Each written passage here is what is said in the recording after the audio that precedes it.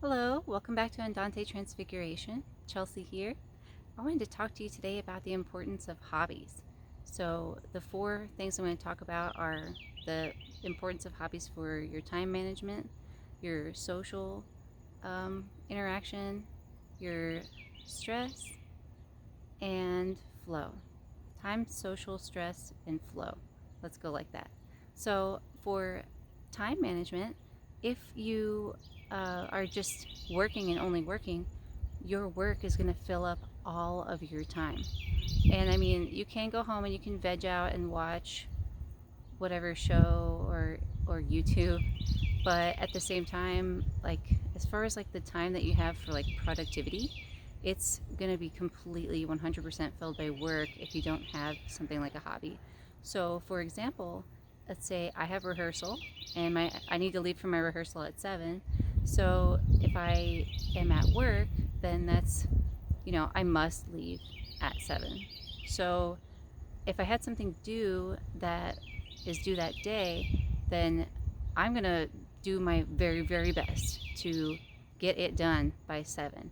But say I didn't have that and I was still like covered to stay at work as late as I needed to that day, then I could potentially just be, taking my time on it and just really putting myself into it for the whole day. And then uh, you become less efficient if you have less to do. So by having something like a hobby that you're looking forward to and that you're gonna, it's scheduled and you're gonna get there, you manage your time better. So time management. So let's talk socially. So if you have a hobby, I mean, there's a lot of hobbies that you don't need to do socially, but the ones that you do socially, it has a good impact on your well-being and your happiness and your meaningfulness of life. So um, yeah, you meet people, you talk with people, they have the same passion that you do. They do what you do for fun, and that is really important to have those social connections. I mean, in general, like um, it's not natural for humans to be hermits. We are social by programming. So, by having this hobby, this is a way for you to foster these social connections, to meet people that are like minded, and that is really, really good for you. That's important for your life to be meaningful. So, time, social, um, then flow. So, some people call this flow, and other people call it getting into the vortex. Like, if you've ever watched Abraham Hicks, I highly recommend her. Um, really, that she really, like, her videos really helped me to get out of depression a long time ago.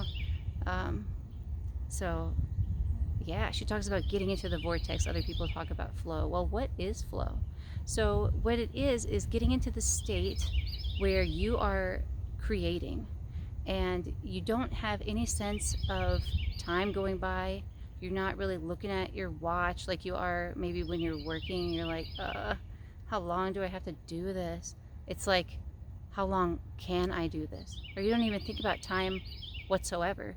You're just so immersed in your creative process and so focused and just so inspired that it just, you get in that state. And so that state of flow, or that state of getting into the vortex, it's it is so good for you as a person and in your life and having meaning.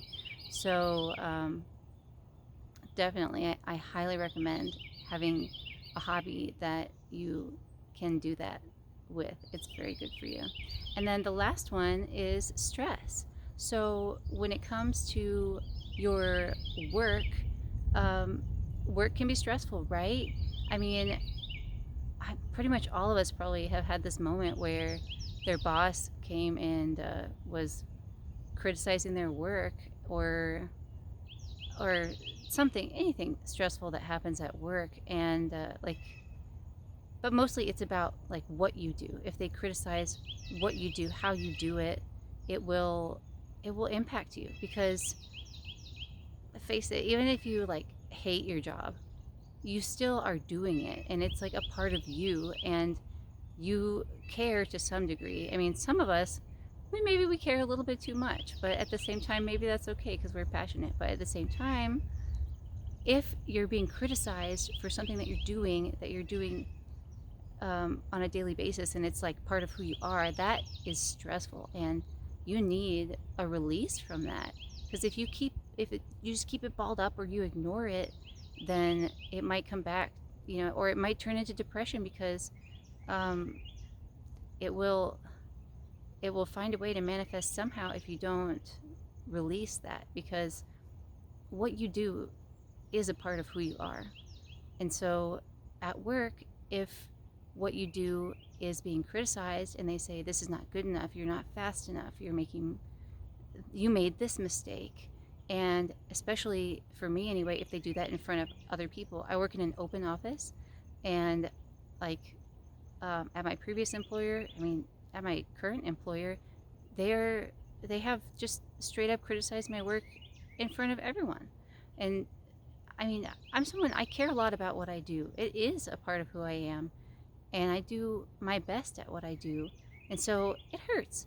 So if I didn't have something else that was also a part of who I am, that would make it a lot more stressful. So by having my hobby as a musician and saying, like, this isn't all of who I am.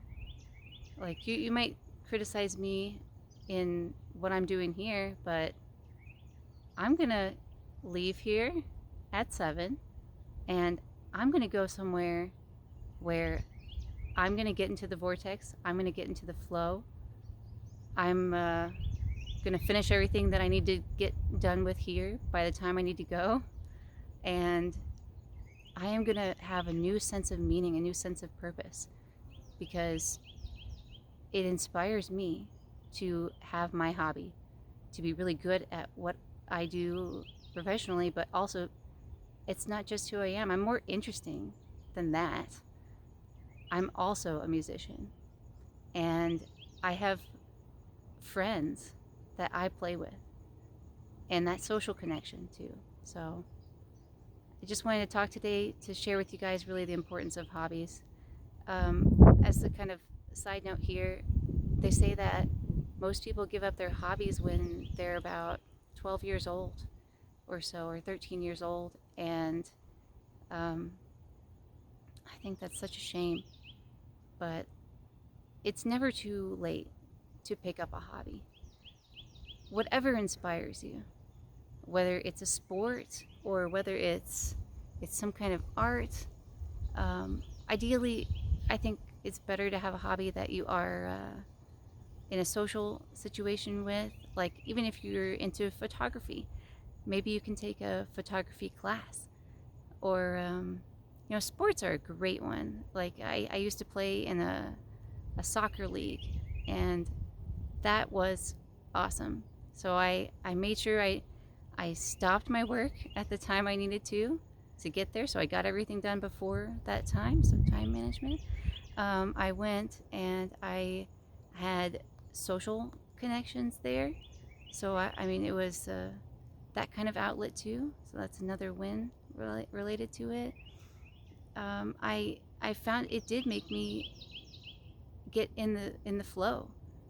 When I was playing soccer, I didn't care what the time was. I just threw myself in it, and I was being very creative.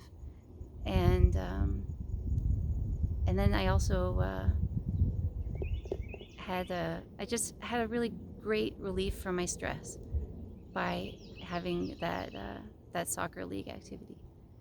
And now in my life, I have music. I have rehearsals every week. I have concerts. I have to practice. That's part of it too. One good thing about being a musician is that you ideally your group will challenge you enough to practice. And so even though that's not really a social thing because you do it by yourself, it is very good for stress relief. And the fact that you get into the vortex, that you are in flow, no sense of time, just creativity. in the time that I'm practicing, or whatever it is that your hobby is, right?